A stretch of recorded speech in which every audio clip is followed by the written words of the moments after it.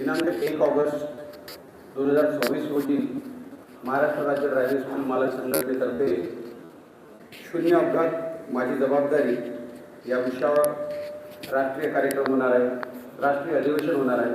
त्या अनुषंगाने आजची ही आपली पत्रकार परिषद आहे। या ऐतिहासिक राष्ट्रीय कार्यक्रमास देशाचे केंद्रीय परिवहन मंत्री माननीय नितीनजी गडकरी साहेब, आपल्या राज्याचे लाडके मुख्यमंत्री माननीय देवेंद्रजी फडणवीस साहेब, माननीय प्रताप सरनाईक साहेब, माननीय परिवहन मंत्री महाराष्ट्र राज्य चंद्रशेखरजी प्रतापजी सरनाईक परिवहन मंत्री साहेब, चंद्रशेखरजी बावनकुळे हे आपले नागपूरचे पालकमंत्री आहेत आणि महसूल मंत्रीसुद्धा आहेत, हे साहेबसुद्धा येणार आहेत। आदिवासी विकास मंत्री अशोकजी उईके साहेब, केंद्रीय परिवहन सचिव माननीय व्ही उमाशंकर IAS, महाराष्ट्र राज्याचे परिवहन आयुक्त राजेशजी नार्वेकर साहेब, तसेच ऑल इंडिया फेडरेशनचे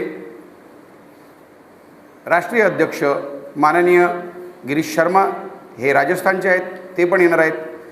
माननीय जनरल सेक्रेटरी मुरलीधरनजी तामिळनाडूहून येत आहेत, माननीय खजिनदार अरविंद सिंग उत्तर प्रदेशचे आहेत, ते पण येणार आहेत। यांच्यासह देशातील प्रमुख सर्व राज्याचे पदाधिकारी अध्यक्ष येत आहेत। या पत्रकार परिषदेत आमच्या संघटनेचे संस्थापक अध्यक्ष माननीय श्री ज्ञानेश्वरजी वाघोले साहेब हे उपस्थित आहेत। अध्यक्ष महोदय फ्लाईटच्या कारणामुळे, वातावरणाच्या कारणामुळे येऊ शकलेले नाहीत।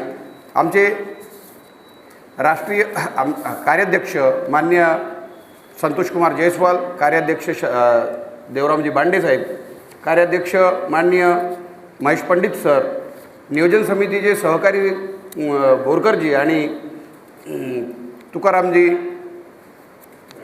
गायकवाड साहेब हे कल्याणहून आलेले आहेत। आपल्या राज्यातले प्रत्येक जिल्ह्यातले वेगवेगळे पदाधिकारी या पत्रकार परिषदेत आपल्यासमोर या कार्यक्रमाचं, अधिवेशनाचं महत्त्व सांगायला आलेले आहेत। मित्रहो, या राष्ट्रीय अधिवेशनाचा प्रमुख उद्देश असा आहे की मागील 5 वर्षामध्ये जर देशामध्ये अपघाताचं प्रमाण पाहिलं तर हे अपघाताचं प्रमाण 20 लाखापेक्षा जास्त जाते आणि मरणाऱ्यांची संख्या जी आहे, निष्पाप लोक जे मरत आहे ते 8 लाखपेक्षा जास्त आहे। मागील कोरोना काळात आपण पाहिलेलं आहे। या कोरोना काळामध्ये ज्या पद्धतीनं आकडा वाढला तो त्याहीपेक्षा काही पटीनं आत्ता वाढलेला आहे। 1,77,177 मृत्युमुखी सन 2024-25मध्ये निष्पाप लोक मेलेले आहेत। ही देशाची एक प्रकारची राष्ट्रीय आपत्ती आहे। या आपत्तीवर राष्ट्रीय मंथन झालंच पाहिजे। आम्ही ड्रायव्हिंग स्कूल संचालक, देशातले सर्व ड्रायव्हिंग स्कूल संचालक रस्ता सुरक्षेच्या उद्देशानं 365 दिवस 324 तास आम्ही कार्य करत आहोत।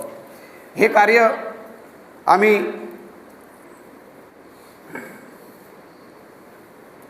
केंद्रीय परिवहन विभाग आणि महाराष्ट्राचा परिवहन विभाग याच्यासोबत आम्ही मिळून जुळून करण्याचा उद्देश आमच्या मनामध्ये आहे आणि अपघातावर नियंत्रण आणता आलं पाहिजे, यासाठी या राष्ट्रीय अधिवेशनाचा मुख्य उद्देश आहे।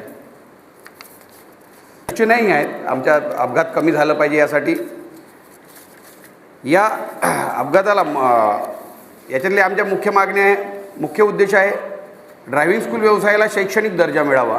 एकतर ड्रायव्हिंग स्कूल व्यवसाय याची शैक्षणिक विषयामध्ये सुद्धा नोंद नाही आहे, तर याची कोणत्या लघु उद्योगात किंवा सूक्ष्म उद्योगात सुद्धा नोंद नाही आहे। ही आमची प्रमुख मागणी आहे।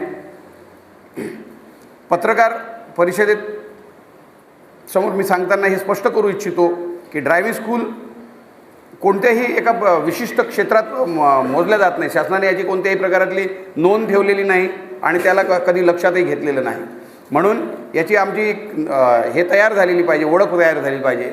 एक तर उद्योगामध्ये किंवा शैक्षणिक भागात तरी एका प्रकारातली नोंद झाली पाहिजे।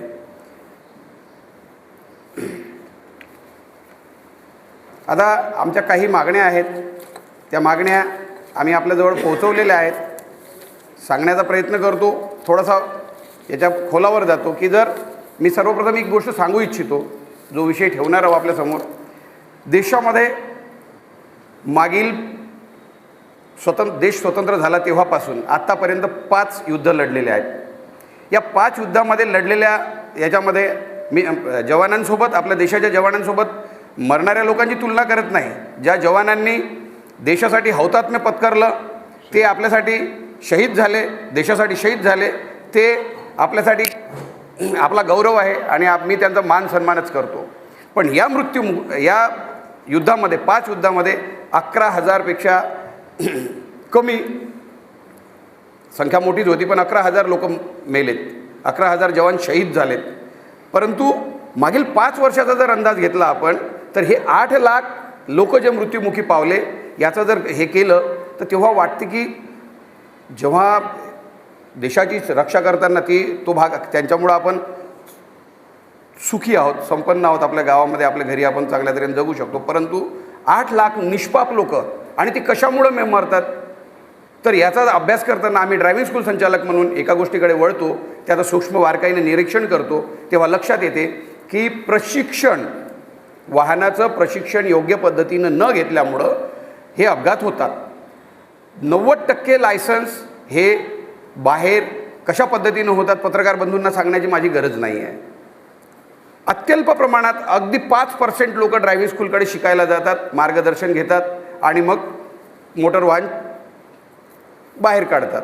आपण आपल्या मुलांची जबाबदारी म्हणून त्यांना शिकायला घालतो, पण न शिकणारे आपल्या घरचीच गाडी शिकून, एक छोटंसं वणीचं उदाहरण देतो। एक